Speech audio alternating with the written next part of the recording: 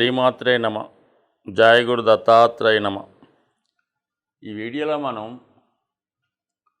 రాహు కేతు గ్రహాల ప్రభావం వివిధ రాశుల వారి మీద ఏ విధంగా ఉండబోతుంది,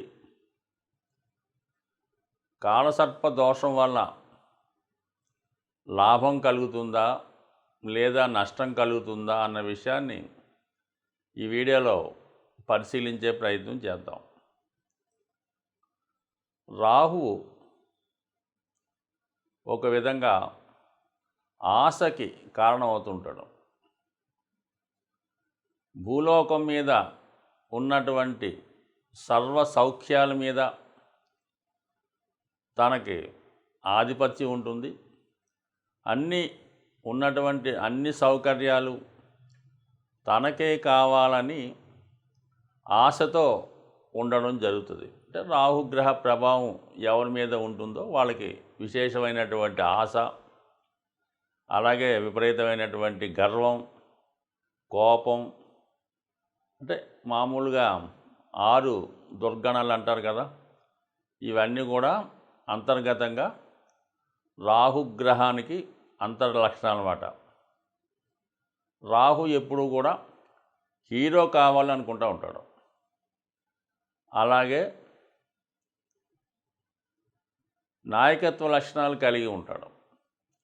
అన్యాయాన్ని ఎదిరించే ప్రయత్నం చేస్తుంటాడు. సో ఏది చేసినా కూడా ఇంటర్నల్గా తనకి స్వార్థం ఉంటుంది. ఈ విధంగా రాహు ఆశ, కోరికలు వీటి మధ్య ఎప్పుడూ కూడా మానవుడు జీవిస్తూ ఉంటాడు. అంటే రాహుగ్రహ ప్రభావం ఉన్నవాడు. దానికి సంపూర్ణంగా వ్యతిరేక ఫలితాన్ని ఇచ్చేవాడు కేతువు. నిరాశ, నిస్పృహ, అలాగే 0 లక్షణాలు, ఎటువంటి కోరికలు ఉండవు. ఒక విధమైనటువంటి నిడారంబర యోగం, సన్యాస యోగం లాంటిది అన్నమాట. అంటే అన్నీ త్యజిస్తూ ఉంటాడు. తన దగ్గర ఉన్న ప్రతీది కూడా ఇవ్వడం జరుగుతూ ఉంటుంది. మేషరాశి వారికి ప్రస్తుతం రాహుగ్రహం 12వ స్థానంలో సంచరించడం జరుగుతుంది.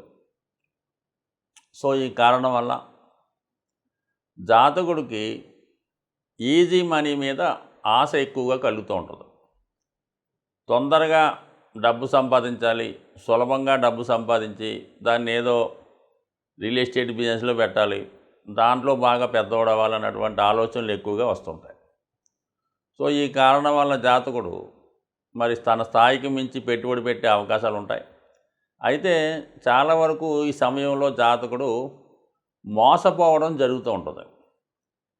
కొంతమంది మిత్రులు, ఇతరులు జాతకుడి యొక్క ధనాన్ని చూసో, అతని యొక్క మంచితనాన్ని చూసో, పలానా షేర్లో ఇన్వెస్ట్ చేస్తే ఇంత ధనం వచ్చేస్తుంది, లేదు మనం పలానా గేమ్లో పెడితే మనకు వస్తుంది, లేదంటే ఒక పందెంలో పెట్టడం వల్ల 1కి 5 ఎందులు వస్తుందని జాతకుడిని ప్రలోభ పెట్టి అతనికి ఆశ చూపి అతనితో పెట్టుబడి పెట్టే అవకాశం ఉంటుంది. సో ఇది ఖచ్చితంగా జాతకుడు ఈ సమయంలో తొందరగా నమ్మడం వల్ల నష్టపోవడం అనేది ఎక్కువ శాతం జరుగుతుంటుంది. ఎందుకంటే 12లో రాహు ఉన్నాడు. అయితే ఫర్ ది సేమ్ టైం అది ఎవరైతే జాతకుడితో ఇన్వెస్ట్మెంట్ చేయించారో వాళ్ళకి కలిసి వచ్చే అవకాశం ఉంటుంది. కాబట్టి ఈ సమయంలో జాతకుడు ఎట్టి పరిస్థితుల్లో కూడా ఈజీ మనీ కోసం ఆశపడకూడదు. అధిక వడ్డీకి ఆశపడి ఎవరికి రుణం ఇవ్వకూడదు. అలాగే ఏదో సవగ్గా తక్కువగా వస్తుందని స్థిరాస్తి కొనడం కానీ, డాక్యుమెంట్ లేని విషయాలు అలాంటి జాగ్రత్తగా చూసుకోకపోతే మోసపడతాడు. అంటే ముందు ప్రస్తుతం బాగానే ఉంటాయి, తర్వాత ఏదో ఇబ్బంది వస్తుంది. కాబట్టి ఏదైనా ఈ సమయంలో నిపుణులైనటువంటి వాళ్ళ సలహాతో మరి ఏదైనా కొనడం కానీ అమ్మడం కానీ చేయాలి తప్ప తొందరపడితే నష్టపోయే అవకాశం ఉన్నది.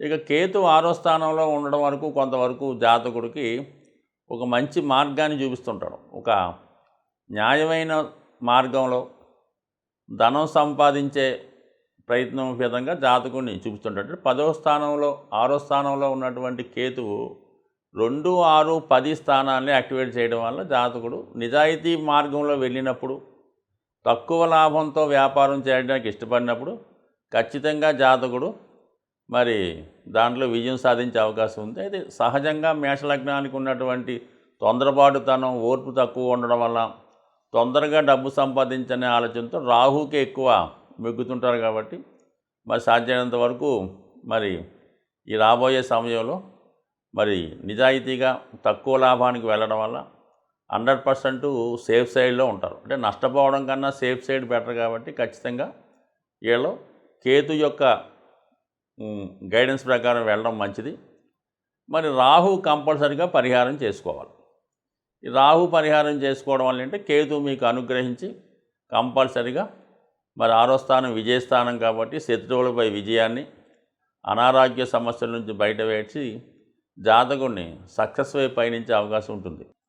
దానికి వ్యతిరేకంగా రాహు ప్రతిదీ కూడా తనకు కావాలనుకుంటాడు, అక్కర్లేకపోయినా కావాలనుకుంటూ ఉంటాడు. అది రాహు యొక్క లక్షణం. ఇది కేతువు యొక్క లక్షణం. ఒక రాహు విధానంగా దేనైనా ఎక్స్పెండ్ చేస్తుంటాడు. అది తన ఉన్న భావాన్ని కానీ, తను కలిసినటువంటి గ్రహాన్ని కానీ, ఆ భావ ఫలితాన్ని, ఆ గ్రహ ఫలితాన్ని పెంచుతూ ఉంటాడు, ఎక్స్పెండ్ చేస్తూ ఉంటాడు. అయితే తన యొక్క రాహు యొక్క పాయిజన్ని అందులో కలిపి దాన్ని పెంచడం జరుగుతూ ఉంటుంది. అంటే ఒక విధంగా ఇంటర్నల్ స్వార్థంగా పెరుగుతూ ఉంటుంది. గురువు అలా కాదు, గురువుకు కూడా ఎక్స్పెండ్ చేసే శక్తి ఉంటుంది. గురువు ఏ భావంలో ఉంటే, పంచమ భావంలో ఉంటే అధిక సంతానాన్ని ఇస్తాడు, ధనస్థానంలో ఉంటే అధిక ధనాన్ని ఇస్తూ ఉంటాడు. అయితే రాహు కూడా ధనస్థానంలో ఉన్నప్పుడు అధిక ధనాన్ని ఇస్తాడు, లాభస్థానంలో ఉన్నప్పుడు అధిక లాభాలు తెచ్చిపెడుతుంటాడు. ఇందులో రాహు ఇచ్చే దాంట్లో అక్రమార్జన ఉంటుంది. ఇతరుల యొక్క అంటే ఇతరులు నష్టపోవడం వల్ల, వాళ్ళు ఏడవడం వల్ల, బాధపడడం వల్ల వచ్చే లాభం రాహు వల్ల ఉంటుంది. గురువు వల్ల ఇతరులు సంతోషంతో ఇచ్చే లాభం కలుగుతూ ఉంటుంది. అయితే రెండు కూడా ఎక్స్పెండ్ చేస్తే చాలా తేడా ఉంటుంది. గురువుకి 5వ దృష్టి ఉంటుంది, 9వ దృష్టి ఉంటుంది. అలాగే రాహు కూడా 5, 9 దృష్టిలు ఉంటాయి. సాధారణంగా ఈ 5, 9 దృష్టిలు చాలా వరకు మంచి దృష్టిలు అంటూ ఉంటారు. అయితే గురువు తన దృష్టిలో ఆ భావాన్ని రక్షిస్తూ ఉంటే, రాహు ఆ భావాన్ని పాయిజన్తో నింపి ఇంకో విధంగా స్వార్థంతో నింపుతూ ఉంటాడు. అది రాహు యొక్క ప్రభావం. అయితే కేతువు ఆ భావాన్ని తగ్గిస్తూ ఉంటాడు. 7వ స్థానంలో కేతు ఉంటాడు. వివాహం జరుగుతూ ఉంటుంది, భార్య మీద ఇష్టం ఉండదు, ఏ వ్యామోహాల మీద ఇష్టం ఉండదు. ఈ విధంగా కేతు ఉంటాడు. రాహు ఆపోజిట్గా వాళ్ళ ప్రభావాన్ని చూపడం జరుగుతూ ఉంటుంది. సో మరి ప్రస్తుతం ఈ రాహు కేతువుల సంచారం, రాహు మీనరాశిలో ఉంటూ గురువు యొక్క రాశిలో ఉండడం వల్ల, అలాగే ఎటువంటి గ్రహాలతో కూడా కలయిక లేదు రాహుకి. కేవలం తను ఒక్కడే మీనరాశిలో ఉండి పూర్తి స్వతంత్రంతో తన ఫలితాలు ఇవ్వడానికి సిద్ధంగా ఉన్నాడు. అలాగే కేతువు కూడా ఏ గ్రహంతో కూడా కలయకుండా సింగిల్గానే కన్యా రాశిలో ఉండడం జరుగుతూ ఉంది. సో ఈ 2 గ్రహాల ప్రభావం మరి వివిధ రాశుల మీద ఏ విధంగా ఉండబోతుంది అన్న విషయాన్ని చర్చిద్దాం. అలాగే దీని పరిహారం ఏ విధంగా చేసుకోవాలన్న విషయాన్ని కూడా ఈ వీడియో చివరిలో తెలుసుకునే ప్రయత్నం చేద్దాం. రాహు కేతు గ్రహాల ప్రభావానికి లోనప్పుడు ఎటువంటి పరిహారాలు తీసుకుంటే ఆ గ్రహాలు అనుకూలిస్తాయి అన్న విషయాన్ని మనం పరిశీలించే ప్రయత్నం చేద్దాం. అయితే రాహుగ్రహం ఒక విధంగా తాంత్రిక గ్రహం. అందువలన తాంత్రిక దేవతలైనటువంటి దశ మహావిద్యల్లో ఉన్నటువంటి అమ్మవారిని ఆరాధించడం వల్ల, వాటిని కొలచడం వల్ల, ఆ ఆలయాలు దర్శించడం వల్ల రాహు తొందరగా మనకి అనుకూలించే అవకాశం ఉంది. అయితే సాధారణ మానవుడికి ఆ దశ మహావిద్యల్లో ఉన్నటువంటి అమ్మవారిని పూజించడం కానీ, వాటిని ధ్యానించడం, లేదంటే వాటిని బాగా పూజ చేసుకోవడం, అలాంటి కార్యక్రమాలు చాలా వరకు చాలామందికి అందుబాటులో ఉండవు. అయితే ముఖ్యంగా ఈ దశ మహావిద్యల్లో ఉన్నటువంటి దేవతల్ని సరైనటువంటి గురువు లేకుండా ఆరాధించడం వల్ల ఇబ్బంది కలుగుతూ ఉంటుంది. అయితే ఏంటంటే అటువంటి దేవాలయాలు ఉన్నప్పుడు, దగ్గరలో ఉన్నప్పుడు, లేదనుకోండి దక్షిణ కాళి, మహాకాళి, కనకదుర్గ ఇలాగ శక్తి స్వరూపాలతో ఉన్నటువంటి దేవతలు, ఇది సింహం మీద అలాగే పులి మీద ఉన్నటువంటివి, శూలం ధరించి ఉన్నటువంటి దేవతలు, వీళ్ళని మీరు ఆరాధించడం వల్ల ఊరికే ఏమి ఎక్కువ చేయక్కర్లేదు.